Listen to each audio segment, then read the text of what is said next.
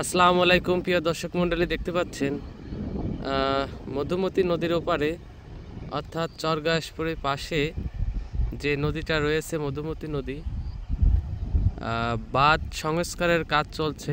নদীর যে ওপাশে যে বাঁধ রয়েছে পাশেই দেখতে পাচ্ছি ড্রেজার, বালু উত্তোলনের ড্রেজার।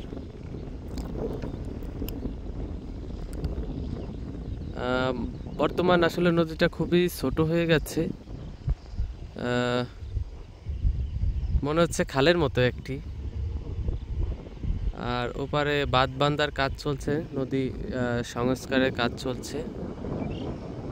আর এদিকে যদি লক্ষ্য করি দেখা যাবে পুরো এরিয়া জুড়ে যাতে কোনো এবারে নদী ভাঙন যাতে কোনো সমস্যা না হয়, এজন্য নদী বাঁধের সংস্কারের কাজ চলছে, এদিক বালি উত্তোলন চলছে। ধন্যবাদ সকলকে।